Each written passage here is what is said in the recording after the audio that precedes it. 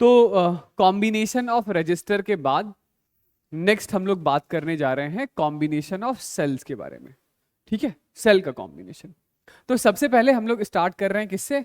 Series combination से। ठीक है, सुनिएगा, सबसे पहले हम लोग स्टार्ट कर रहे हैं सीरीज कॉम्बिनेशन से।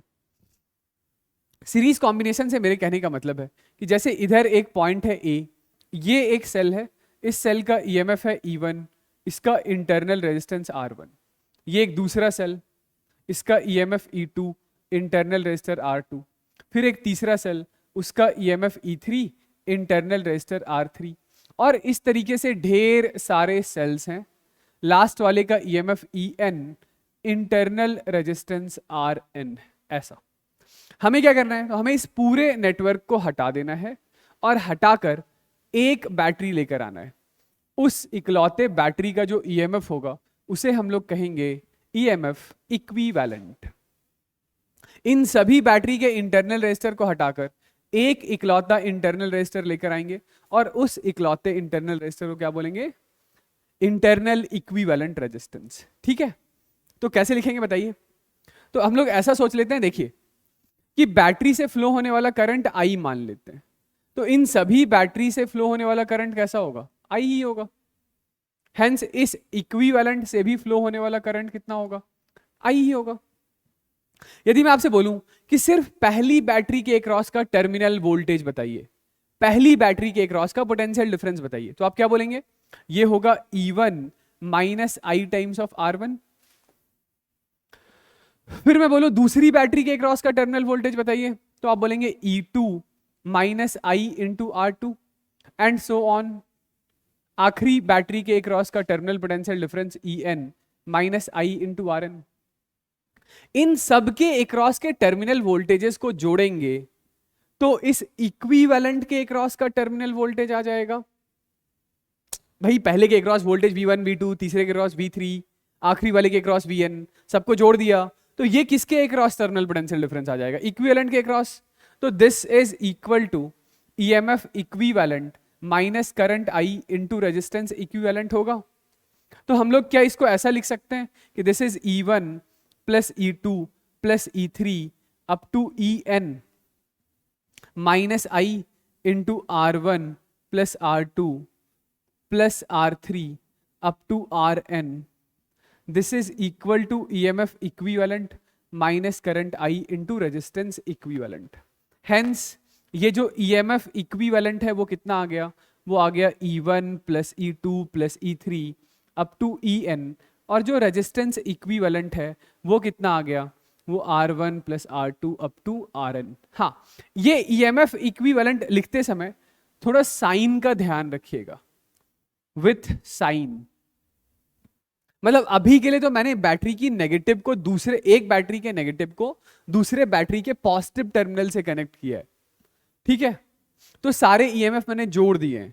यदि एक का नेगेटिव दूसरे के नेगेटिव से ही कनेक्टेड होता, जैसे मान लेते हैं कि E1 के नेगेटिव से E2 का नेगेटिव ही कनेक्टेड होता, तो मैं E2 ना लिख करके माइनस E2 लिख देता।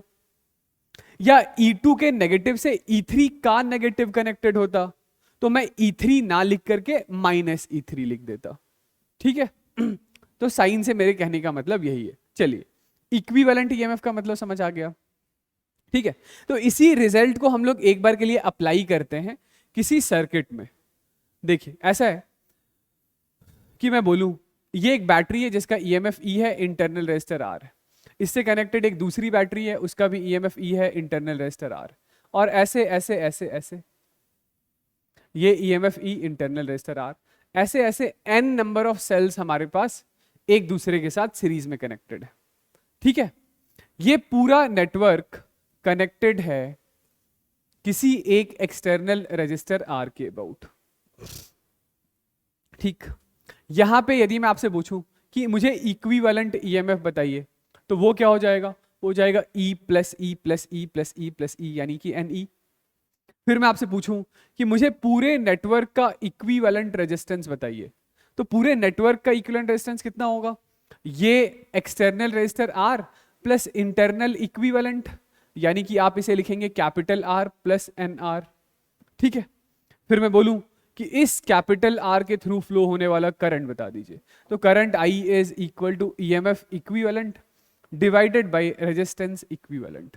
तो ईएमएफ इक्विवेलेंट है एन ई और रेजिस्टेंस इक्विवेलेंट है एन प्लस एन आर। ये ठीक है, ओके।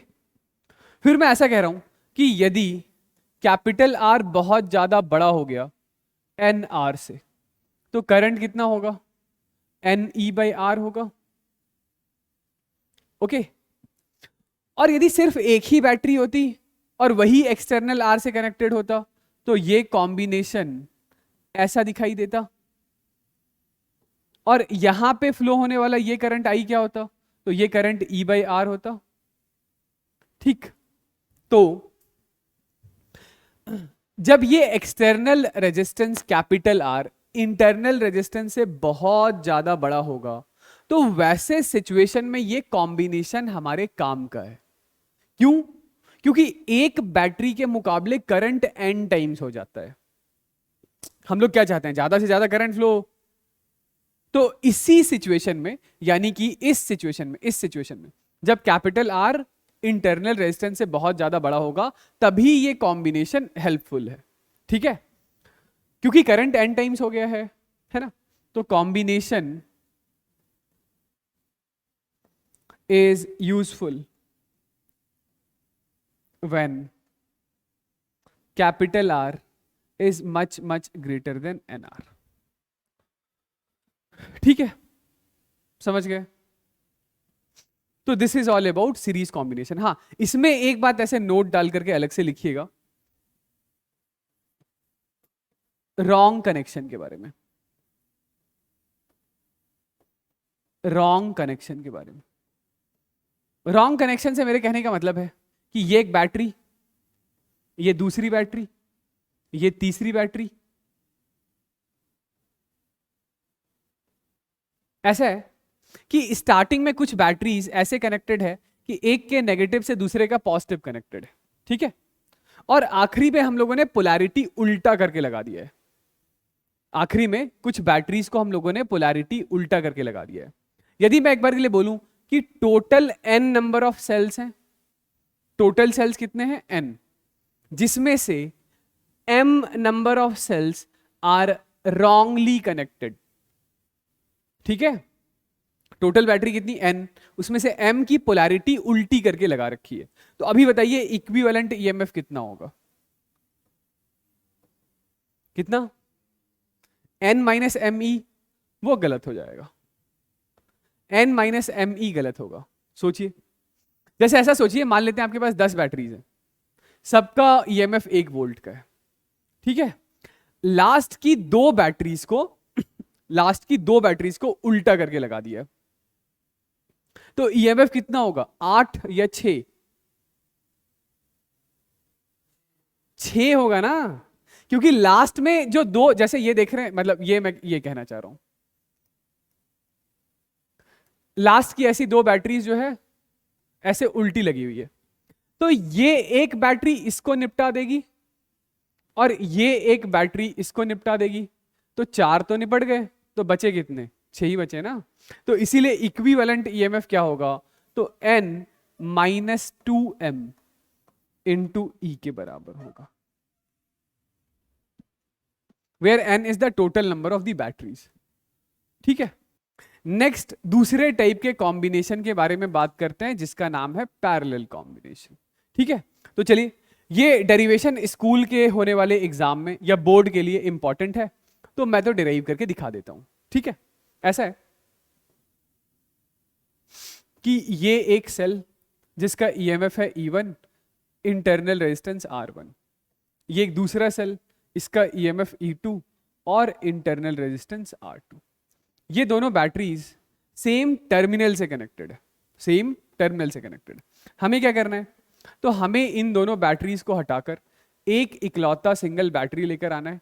इस इकलौते सिंगल बैटरी का जो ईएमएफ है वो E इक्विवेलेंट है और जो रेजिस्टेंस है वो R इक्विवेलेंट है।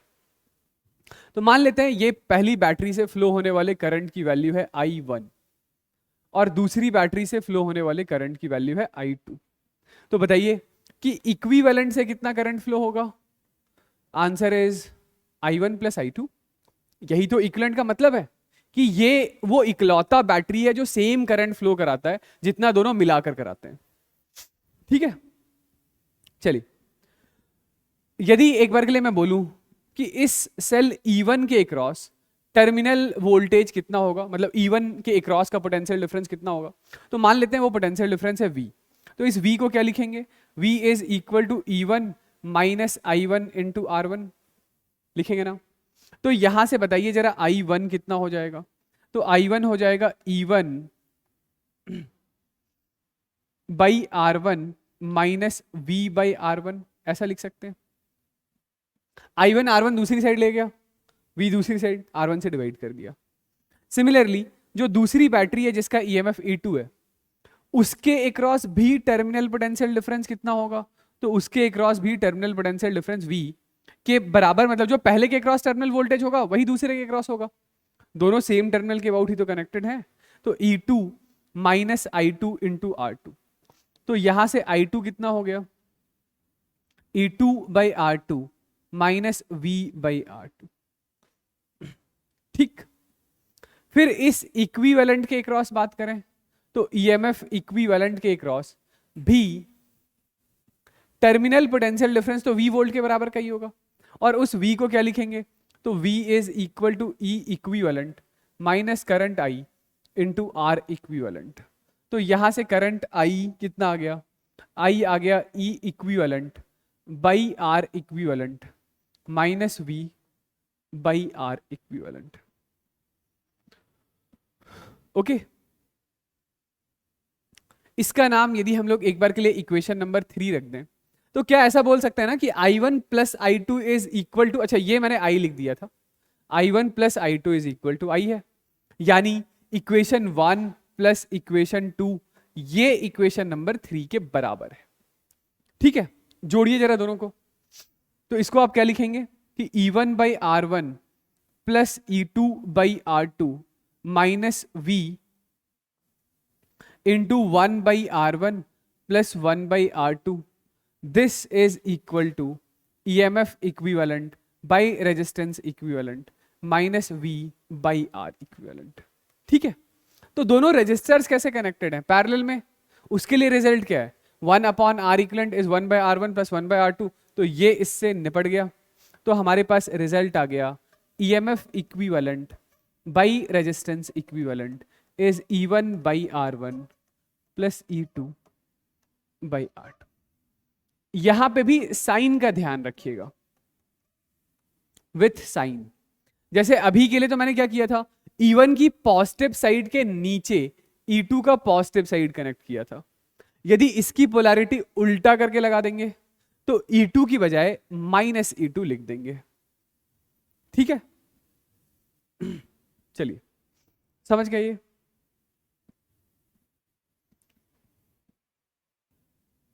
तो इस रिजल्ट को यूज करके एक बार के लिए हम लोग सिमिलर सेल के लिए एक और छोटा सा रिजल्ट बना लेते हैं। जैसे ऐसा है कि ये हमारे पास एक बैटरी जिसका EMF E internal resistor R, ये एक दूसरी बैटरी, इसका भी EMF E internal resistor R,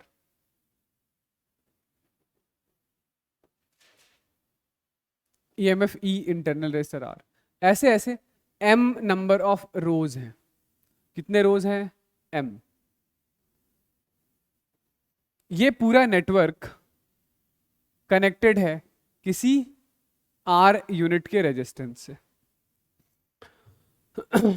चलिए, इक्विवेलेंट EMF कितना होगा, तो हम लोगों ने अभी अभी फॉर्मूला पढ़ा, EMF equivalent divided by resistance equivalent, this is equal to E by R plus E by R plus E by R, कितनी बारी, M टाइम्स, M टाइम्स। ठीक है, तो this is equal to M times of E by R, और ये है EMF equivalent by resistance equivalent कितना होगा, तो ये सारे रेजिस्टर्स पैरेलल में कनेक्टेड हैं, पैरेलल में कनेक्टेड हैं, तो equivalent resistance is R by M होगा ना। तो ये R से R गया, M से M गया, तो EMF इक्विवेलेंट तो E के बराबर ही है। तो ये याद रखिएगा, ये वाला रिजल्ट ये आगे चल के भी काम आएगा। ठीक है, कि जब सिमिलर सेल्स या आइडेंटिकल सेल्स एक दूसरे के साथ पैरेलल में कनेक्टेड होते हैं तो इक्विवेलेंट ईएमएफ एक सेल के ईएमएफ जितना ही होता है। ठीक है, इक्विवेलेंट ईएमएफ कितना होता है, तो एक सेल के ईएमएफ जितना ही होता है। ठीक, तो ये जो पूरा नेटवर्क है, इस पूरे नेटवर्क को आप ऐसा रिप्रेजेंट कर सकते हैं कि ईएमएफ इक्विवेलेंट तो ई ही है, रेजिस्टेंस इक्विवेलेंट है आपके पास R बाई एम, और उसके साथ कनेक्टेड है ये कैपिटल R। तो अब पूरी सर्किट का कैपिटल R इक्विवेलेंट कितना हो गया, तो R plus R by M, यानी this is M R plus small r by M. ये रेजिस्टर के अक्रॉस फ्लो होने वाला करंट I क्या होगा, I होगा EMF equivalent divided by resistance equivalent. कितना हो गया, तो करंट हो गया हमारे पास EMF इक्विवेलेंट E है, this is M R plus small r by M. ठीक, चलिए अब ऐसा हो कि इंटरनल रेजिस्टेंस ही काफी ज्यादा बड़ा हो एक्सटर्नल रेजिस्टेंस से, तो वैसे सिचुएशन में करंट क्या लिखेंगे, तो वैसे सिचुएशन में आप करंट लिखेंगे I is equal to M E by R. यदि ऐसा हो कि एक्सटर्नल लोड बहुत छोटा हो तो करंट ये हो जाएगा। यदि सिर्फ एक बैटरी होती, सिर्फ एक बैटरी, बस ये एक battery, EMF internal resistor capital R, तो करंट कितना लिखते, current I is equal to E upon R plus R, है ना। लेकिन मैं कह रहा हूं कि स्मॉल r काफी ज्यादा बड़ा है कैपिटल R से, तो करंट क्या होता, E बाई आर होता। तो कुछ देखा आपने, जब कैपिटल R बहुत छोटा हो, स्मॉल r बहुत बड़ा हो, तो उस सिचुएशन में इस कॉम्बिनेशन के कॉन्टेक्स्ट में बनने वाला जो करंट है वो एक सिंगल सेल के मुकाबले m टाइम्स ज्यादा बड़ा है। ओके, तो क्या मैं ऐसा बोल दूं कि ये जो कॉम्बिनेशन है ना, this combination is useful when small r is much greater than capital R, क्योंकि एक सिंगल सेल के मुकाबले जो करंट है वो m टाइम्स ज्यादा बड़ा हो जाता है। ठीक है, सिंगल सेल के मुकाबले जो करंट है वो m टाइम्स ज्यादा बड़ा हो जाता है। चलिए इस पर बेस्ड हम लोग एक सवाल बनाते हैं। चलिए आइए, तो इसके आगे हम लोग, ये एक छोटा सा सवाल है जिसमें करंट निकालना है आपको 3 ओम रेजिस्टर से, ये कर लेते हैं। तो सबसे पहले ये जो दो बैटरीज है, ये दोनों बैटरीज कैसे कनेक्टेड है, हाँ, ये दोनों जो बैटरीज है ये कैसे कनेक्टेड है, पैरेलल में। तो सबसे पहले इन लोग दोनों का इक्विवेलेंट निकाल लेते हैं। इन लोग दोनों को हटाकर मुझे एक बैटरी यदि लगाना होगा तो उस इकलौते बैटरी का ईएमएफ कैसे निकालेंगे, तो हम लोग लिखेंगे EMF equivalent divided by resistance equivalent. तो ये 2 और 2 का इक्विवेलेंट रेजिस्टेंस कितना होगा, 1, this is equal to E1 by R1 यानी 4/2 प्लस E2 बाई R2 यानी कि 2/2 इज 1। तो ये कितना हो गया, ये आ रहा है 3, यानी कि ये 3 वोल्ट की बैटरी, उसके साथ ये 1 ओम का रजिस्टर, उसके साथ ये 3 ओम का रजिस्टर, और फिर ये नीचे हमारे पास, इसके साथ ये नीचे हमारे पास एक ऐसी 5 वोल्ट की बैटरी और एक 1 ओम का रजिस्टर। ठीक है, तो अब क्या हो गया कि ये 5 वोल्ट ऐसा करंट फ्लो कराना चाहता है, 3 वोल्ट ऐसा करंट फ्लो कराना चाहता है। तो इस नेटवर्क में ये 5 वोल्ट और 3 वोल्ट कैसे कनेक्टेड है, सीरीज में है ना। तो इसके लिए ईएमएफ इक्विवेलेंट कितना हो गया, 5 + 3 8 वोल्ट हो गया, और रेजिस्टेंस कितना हो गया, तो रेजिस्टेंस इक्विवेलेंट इज 3 + 1 4 + 1 5 ओम। तो देयरफॉर करंट आई कितना हो गया, करंट आई हो गया 8/5 एम्पियर, 8/5 एम्पियर। ठीक है, चलिए कॉम्बिनेशन ऑफ सेल में जो लास्ट टॉपिक है हमारा वो है ग्रिड कॉम्बिनेशन। ठीक है, इंस्ट्रूमेंट पढ़ना है, ग्रिड कॉम्बिनेशन या इसी को मिक्स्ड कॉम्बिनेशन भी बोलते हैं। तो ये ग्रिड या मिक्स्ड कॉम्बिनेशन हम लोग आइडेंटिकल सेल के लिए बात करेंगे। किसके बारे में, आइडेंटिकल सेल्स। सुनिएगा, ग्रिड कॉम्बिनेशन से मेरे कहने का मतलब है कि ऐसा है कि ये एक सेल है, इस सेल का EMF E, internal resistor R. ये एक दूसरा सेल, इसका भी EMF E, internal resistor R. तीसरा सेल, चौथा सेल, पांचवा सेल, इस तरीके से n नंबर ऑफ सेल्स जिसका ईएमएफ ई और इंटरनल रजिस्टर आर है, ये ऐसे सीरीज में कनेक्टेड। ठीक है, कितने सेल्स हैं? तो n सेल्स हैं एक रो में, सिर्फ एक रो में। ठीक है, इसके ठीक नीचे हम लोगों ने ऐसा सा ही एक दूसरा रो बनाया, सारे आइडेंटिकल सेल्स हैं। ठीक है ना, और ऐसी ऐसी हम लोगों ने m नंबर ऑफ रोज बना दिया है, m नंबर ऑफ रोज बना दिया है ऐसा। समझ गए नेटवर्क कैसा है? ठीक, और ये पूरी चीज कनेक्टेड है किसी एक एक्सटर्नल रजिस्टर आर से। ठीक है, चलिए एक एक करके बात करते हैं। सबसे पहले हम लोग बात करने जा रहे हैं कि इस नेटवर्क का ईएमएफ इक्विवेलेंट कितना होगा। तो पहले रो में कितना हो गया? E plus E plus E plus E plus E plus E, कितनी बारी? NE। तो पहले रो में NE है, इसके नीचे वाले रो में NE, उससे नीचे वाले रो में NE। अभी हम लोगों ने जस्ट पहले क्या पढ़ा? Parallel combination of similar cell. उसमें मैंने क्या बताया कि जब आइडेंटिकल सेल्स एक दूसरे के साथ पैरेलल में कनेक्टेड होते हैं तो इक्विवेलेंट ईएमएफ एक सेल के ईएमएफ जितना ही होता है। यानी ये भी NE, ये भी NE, ये भी NE, ये भी NE, तो पूरे ग्रिड का इक्विवेलेंट ईएमएफ कितना होगा? N इंटू ई जितना ही होगा। ओके, चलिए पूरे नेटवर्क का इक्विवेलेंट रेजिस्टेंस बताइए। तो internal equivalent resistance plus external resistance capital R, यही होगा ना भाई? ये एक्सटर्नल रेजिस्टर यहां पर लगा रखा है। बताइए पहले रो में कितना हो गया रेजिस्टेंस? तो R plus R plus R plus R plus R NR। दूसरे रो में भी NR, तीसरे रो में भी NR, ऐसे ऐसे कितने रोज? M नंबर ऑफ रोज। तो इंटरनल इक्विवेलेंट रेजिस्टेंस कितना हो गया? डायरेक्टली लिख दूं NR बाई M, क्योंकि जब m नंबर ऑफ रजिस्टर्स एक दूसरे के साथ पैरेलल में कनेक्टेड है तो उसका इक्विवेलेंट रेजिस्टेंस कितना होगा? NR बाई M होगा। उसके साथ क्या जोड़ दिया? उसके साथ कैपिटल R जोड़ दिया। तो ये हमारे पास आ रहा है NR plus M times of capital R divided by M। बताइए करंट कितना होगा? कहां से करंट? इस एक्सटर्नल रजिस्टर से करंट। तो एक्सटर्नल रजिस्टर से current I is equal to EMF equivalent divided by resistance equivalent. तो equivalent EMF is equal to NE divided by NR। कितना आ गया करंट का एक्सप्रेशन?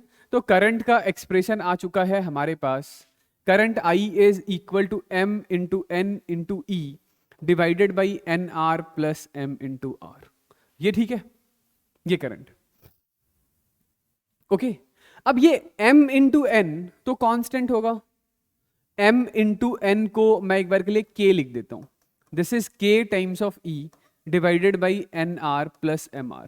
मतलब ये लॉजिकली समझ रहे हैं ना? जैसे मान लेते हैं आपके पास 100 बैटरीज हैं, 100, सबका EMF 1 वोल्ट का है। तो कॉम्बिनेशन के बहुत सारे तरीके हैं कि आप 10 बाई 10 लगा दीजिए, या आप ऐसे 25 बाई 4 लगा दीजिए, या 4 बाई 25 लगा दीजिए, 20 बाई 5 लगा दीजिए, या 5 बाई 20 लगा दीजिए। ठीक है, तो ये जो न्यूमरेटर है M इंटू N ये तो कांस्टेंट ही रहेगा, कांस्टेंट है। ठीक है, तो अब करंट किस पर डिपेंड कर रहा है? करंट आ गया फंक्शन ऑफ M और N दोनों चीजों का। मतलब मैं आपसे ये पूछने की कोशिश कर रहा हूं कि किस सिचुएशन में ये जो फ्लो होने वाला करंट है वो मैक्सिमम होगा, कब ये करंट मैक्सिमम होगा? तो ये करंट मैक्सिमम तब होगा, देखिएगा, लिख लिया इसको।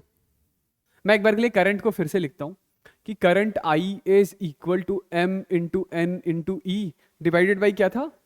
NR plus MR, NR plus M times of R। मैंने इसी चीज को लिखा है K times of E divided by NR plus MR। तो ये करंट किसका फंक्शन है? M और N दोनों ही चीजों का।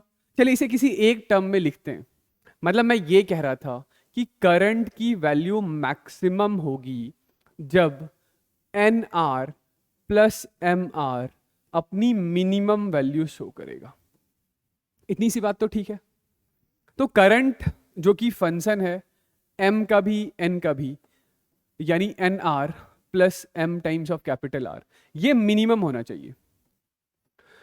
तो किसी एक टर्म में इसको लिख लें तो आप बोलेंगे ठीक है, k की वैल्यू m इंटू एन है, तो एक काम करता हूं कि ये एन आर तो ठीक है, मैं करंट को फंक्शन बना देता हूं सिर्फ n का, और m की बजाय क्या लिख सकते हैं, तो k by N into capital R लिख सकते हैं। ठीक, अब करंट मिनिमम होने के लिए क्या होगा, तो इसको हम लोग कर देंगे एक बार डिफरेंशिएट और जीरो से इक्वेट कर देंगे। ठीक है, चलिए n के रेस्पेक्ट में डिफरेंशिएट कीजिए, तो ये उसका डिफरेंशिएशन 1 हो गया, ये क्या हो जाएगा, तो ये k ठीक है n raise to the power -1 ऊपर आएगा, और ये n raise to the power -2, तो ये ऊपर चला नीचे चला जाएगा, into r, this is equal to कितना होना चाहिए, 0 होना चाहिए। तो r इज इक्वल टू, दूसरी साइड चला गया, तो k की वैल्यू फिर से मैं m into N into R divided by N square, तो n से n कैंसिल आउट हो गया, तो ये आ रहा है N R is equal to M R. ये कंडीशन है ये क्या है, कंडीशन है। या इसी चीज को एक दूसरे स्टाइल से हम लोग ऐसा लिख सकते हैं कि this N R by M is equal to capital R, है ना।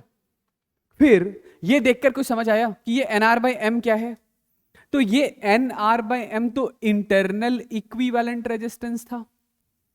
तो जैसे ही इंटरनल इक्विवेलेंट रेजिस्टेंस इस एक्सटर्नल रेजिस्टेंस के बराबर होगा, उसी सिचुएशन में फ्लो होने वाला करंट मैक्सिमम होगा। आ रही है बात समझ। तो ये करंट मैक्सिमम करंट होगा कितना, उसकी वैल्यू भी लिख लीजिए। तो मैक्सिमम करंट होगा हमारे पास, this is m into N into E, ये N R is equal to M R है, तो मैं चाहूं तो इसे 2 टाइम्स ऑफ एन आर लिख देता हूं, n से n कैंसिल आउट हो गया, तो this is m into E by 2 times of r। या इसी चीज को ऐसा लिख लीजिए कि this is m into N into E by 2 times of m into R, m से m कैंसिल आउट हो गया, तो this is N E by 2r। ये है हमारा maximum current, this is maximum current.